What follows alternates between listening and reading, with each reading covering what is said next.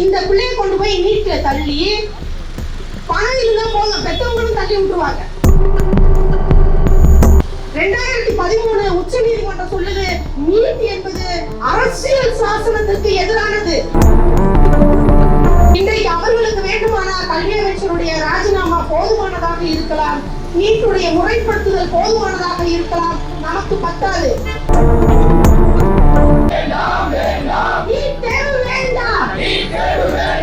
ஆட்சியா இது ஆட்சியா?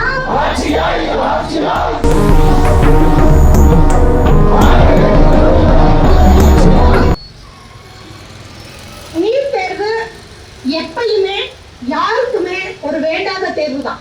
அதுல யாருக்குமே மாற்று கருத்து கிடையாது. உங்ககிட்ட யாராவது வந்து ஏன் நீட்டை எதிர்க்கிறீங்க அப்படின்னு கேட்டா உங்களுக்கு விளக்கம் சொல்ல தெரியணும். இன்னைக்கு பெற்றோர்கள் கேட்கிறாங்க, ஏன் என் பிள்ளை நீட்டுக்கு படிச்சுட்டு போது உங்களுக்கு என்ன பிரச்சனை? பணம் இருக்கிற பெற்றோர்கள் கேட்கிறாங்க, நீங்க ஏன் தேவையில்லாம நீட்டுக்கு எதிராக போராடுறீங்க? உங்க எல்லாருக்கும் நான் இப்போ ஒரு டெமோ செஞ்சு காட்டுவேன், ஏன் நீட்டு வேணான்னு. மறந்துடாதீங்க.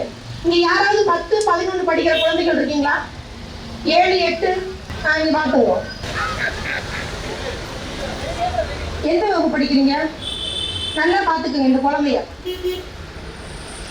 குழந்தை தானே, எவ்வளவு சமத்தா இருக்கா, எவ்வளவு சந்தோஷமா இருக்கலாம். இந்த தமிழ்நாட்டில் இருக்கிற 8ஆம் வகுப்பு படிக்கிற குழந்தை, தமிழ்நாட்டில் மட்டுமே 5 வகையான கல்வி முறைகள் இருக்கிறது. இந்தியா முழுக்க 10க்கும் மேற்பட்ட கல்வி முறைகள் இருக்கிறது. எத்தனையோ கலாச்சாரங்கள் இருக்கிறது. பொருளாதாரத்தில் நலிந்த எத்தனையோ பிரிவு மக்கள் இருக்கிறார்கள், பணக்காரர் இருக்கிறார்கள். இங்க இருக்கிற என்னோட இந்த குழந்தை மருத்துவர் ஆகணும்னா இந்தியா முழுக்க இருக்கிற இவளை போன்ற கோடிக்கணக்கான குழந்தைகளோட இந்த பருவத்திலிருந்து போராடணுங்க. தேவையா? நீட் தேவையா? இப்ப புரியுதா நாங்க ஏன் நீட்டை எதிர்க்கிறோன்னு? அவன் 8ஆம் வகுப்பு படிக்கணும், ஜாலியா 9ஆம் வகுப்பு படிக்கணும், 10ஆம் வகுப்பு படிக்கணும், சின்ன சின்ன குறும்புகள் பண்ணணும், ஆசிரியர்கிட்ட அடி வாங்கணும், உறவுகளோட பழகணும், 4 இடத்துக்கு போகணும், வரணும், 11 படிக்கணும், 12 படிக்கணும். படிக்கும் பொழுது அவன் படிக்கிற பாடத்துல அவளுக்கு என்ன பிடிச்சிருக்குன்னு அவன் யோசிக்கணும். பிடிச்ச பாடத்தை எடுத்து படிச்சு பிடிச்ச வேலைக்கு அவன் போகணுங்க. ஆனா என்ன பண்ணி வச்சிருக்கோம் நம்ம? இந்த பிள்ளைய கொண்டு போய் நீட்ல தள்ளி பணம் இருந்தா போதும் பெற்றவங்களும் தள்ளி விட்டுருவாங்க. பணம் கட்டிட்டா போதும் கோச்சிங் சென்டர் அந்த பிள்ளை தேரவே தேராதுன்னு தெரிஞ்சா கூட கூப்பிட்டுருவான். ஒரு குழந்தையுடைய பள்ளி பருவத்தையும் சிந்திக்கிற திறனையும் எந்த வயதில் அணுகிறோம், அதுக்கு உதாரணம் தான் நீட். இப்ப சொல்லுங்க, நீட் நமக்கு வேணுமா? நீட் நமக்கு வேணுமா? 6 ஆண்டுகளுக்கு முன்னாடி நீங்க உட்கார்ந்திருக்க இந்த இடத்திற்கும் நீட் எதிர்ப்புக்குமான வரலாறு 6 ஆண்டுகளுக்கு முந்தையது. நீங்கள் இன்றைக்கு நீட் எதிர்ப்புக்காக உட்கார்ந்திருக்கிற இதே இடத்தில் நீட் வெறுமனே கட்சிகள் சார்ந்த அமைப்புகள் சார்ந்த போராட்டமாக மட்டும் இருந்த காலத்தில் 2020 செப்டம்பர் 15 இதே இடத்தில் தான் 8 நாள் சாகுமுறை உண்ணாவிரதம் படுத்து கிடந்தோம். இன்றைக்கு மாணவர்களின் போராட்டத்தை பற்றி வாய் கூட திறக்காம இவ்வளவு போராட்டத்துல இன்னைக்கு பழனி சொத்தை காப்பாற்றுறதுக்கு ஒருத்தர் போயிருக்கிறாரு. அன்றைக்கு அவர்தான் ஆளும் கட்சி. இந்த இடத்தில் தான் எங்களை மிருகங்களை போல அடித்து கைது செய்தார்கள். நீட்டுக்கு எதிராக 8 நாள் சாப்பிடாம கிடந்தவங்க. இந்த நீட் எதிர்ப்பு இன்னைக்கு நேற்று தொடங்கல.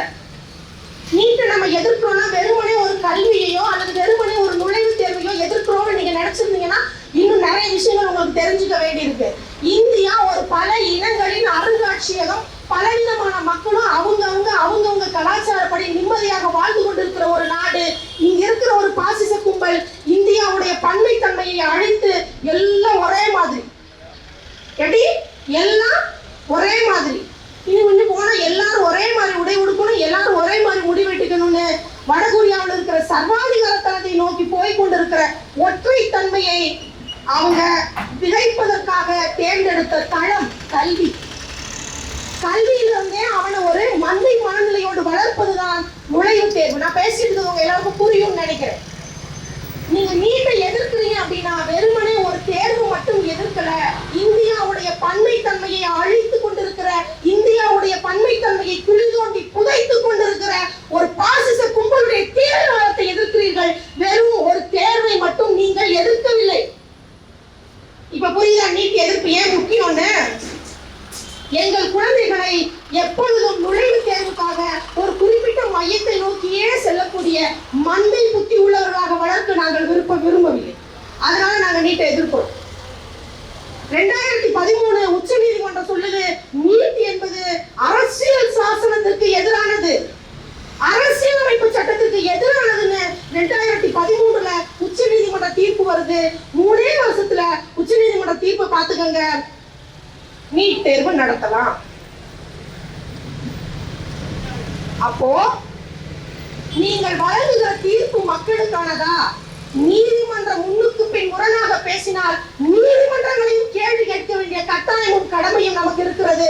இன்றைக்கு இதுவரைக்கும் 10 ஆண்டுகளுக்கு மேலாக மக்களின் குரலை ஒரு ஓரத்தில் கூட மதிக்காத ஒரு சர்வாதிகார ஆட்சியை ஒரு பதில் சொல்ல வைத்திருக்கிறார்கள் மாணவர்கள்.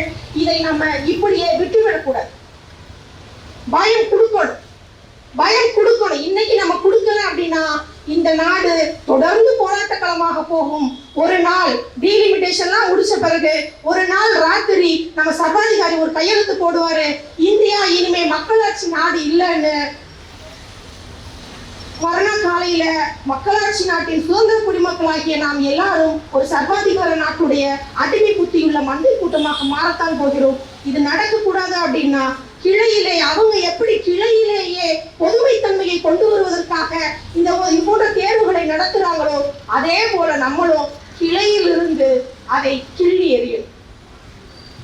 இன்றைக்கு அவர்களுக்கு வேண்டுமானால் கல்வி அமைச்சருடைய ராஜினாமா போதுமானதாக இருக்கலாம், நீட்டுடைய முறைப்படுத்துதல் போதுமானதாக இருக்கலாம். நமக்கு பத்தாது, நமக்கு அது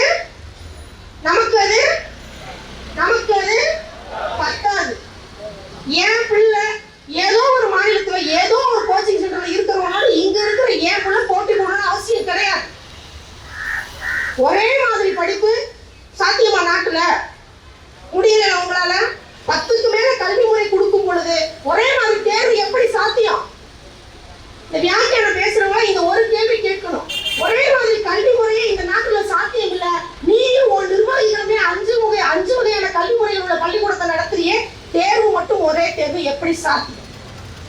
8ஆம் வகுப்புல இருந்து கோச்சிங் சென்டர் ரிலேட்டடாவே இருக்கிற ஒரு பொண்ணு பள்ளிக்கூடத்தை மதிப்பாளா? ஒரு பையன் பள்ளிக்கூடத்தை மதிப்பானா?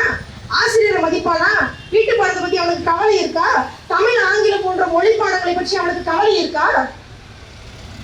மொழி தெரியாம கலாச்சாரம் தெரியாது, மொழி தெரியாம பண்பாடு தெரியாது, மொழி தெரியாம உங்க மாநிலத்துடைய வரலாறே தெரியாது. ஆக மொத்தம் 10 வருஷத்துக்கு அப்புறம் நம்ம பிள்ளைங்க எல்லாம் ஏஐ உருவாக்குன குளோன் மாதிரி இருப்பாங்களே தவிர நம்மளை போல இப்படி உணர்ச்சி இருக்கிற மனிதர்களாக இருக்க மாட்டாங்க.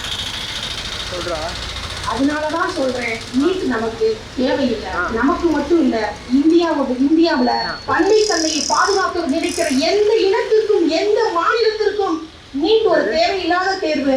இந்த நீட் ஒட்டுமொத்தமாக மாணவர்களுடைய கனவுகளை சிதைத்து நம்முடைய ஒட்டுமொத்த வரலாற்றையும் இனத்துடைய பெருமையையும் பண்பாட்டையும் குழிக்குள்ள தள்ள முன்னாடி அதை தடுக்கணும், அதை எதிர்க்கணும். நமக்கு இந்த முடிவுகள் போதாது. உங்களுக்கு புரிஞ்சிருக்கும்னு நினைக்கிறேன். அமைப்பு ரீதியாக இருந்த போராட்டம் இன்றைக்கு மாணவர்கள் வரைக்கும் வந்திருக்கிறது. இந்த விழிப்புணர்வு அப்படியே உங்க ஊர்ல இருக்கிற குப்பனுக்கு சுப்பனுக்கு எடுத்துட்டு போய் சொல்லுங்க. என் பிள்ளை நீட்டுக்கு போனா போதும் அனுப்பி வைக்கிற பொறுப்பில்லாத பெற்றவங்கள்ட்ட போய் எடுத்து சொல்லுங்க. எல்லாரையும் போராட்ட காலத்துக்கு நம்ம கூப்பிட்டே ஆகணும். இந்த தேர்வை முற்றிலுமாக ஒழித்தே ஆகணும். வேண்டாம் வேண்டாம் நீட் தேர்வு வேண்டாம், வேண்டும் வேண்டும் வேண்டும் வேண்டும் கல்வி உரிமை வேண்டும், கல்வி என்ன கடைச்சரக்கா? என் பிள்ளைகள் உயிர் என்ன செல்லா காசா? கல்வி என்ன கடைச்சரக்கா? என் பிள்ளைகள் உயிர் என்ன செல்லா காசா? வேண்டாம் வேண்டாம் நீட் தேர்வு வேண்டாம். நன்றி.